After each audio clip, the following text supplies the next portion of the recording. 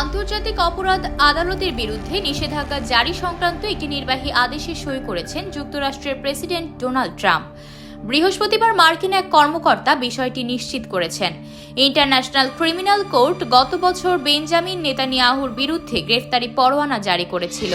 মার্কিন কর্মকর্তা জানান, মার্কিন যুক্তরাষ্ট্র ও ইসরায়েলের বিরুদ্ধে ভিত্তিহীন তদন্ত করা হয়েছে বলে এই নিষেধাজ্ঞা দেওয়া হয়েছে। নির্দেশে বলা হয়েছে, ইসরায়েলের প্রধানমন্ত্রী নেতানিয়াহুর বিরুদ্ধে গ্রেফতারি পরোয়ানা জারি করে আইসিসি তাদের ক্ষমতার অপব্যবহার করেছে। মঙ্গলবার নেতানিয়াহুর সঙ্গে বৈঠক করেছেন ট্রাম্প।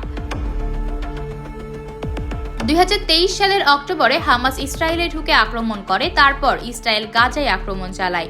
হামাসকে সন্ত্রাসবাদী সংগঠন বলে ঘোষণা করেছে যুক্তরাষ্ট্র, জার্মানি, ইসরায়েল সহ বেশ কিছু দেশ। এরপর আইসিসি নেতানিয়াহুর বিরুদ্ধে গ্রেফতারি পরোয়ানা জারি করে। নির্দেশে বলা হয়েছে, আইসিসি যা করেছে তা বিপজ্জনক নজির হিসেবে থাকবে। এই নিষেধাজ্ঞার ফলে আইসিসি কর্মকর্তারা যুক্তরাষ্ট্রে ঢুকতে পারবেন না। ইসরায়েল হচ্ছে ওয়াশিংটনের খুব ঘনিষ্ঠ সহযোগী।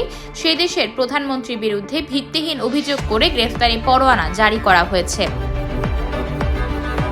উল্লেখ্য, যুক্তরাষ্ট্র এবং ইসরায়েল কেউই আইসিসির সদস্য নন।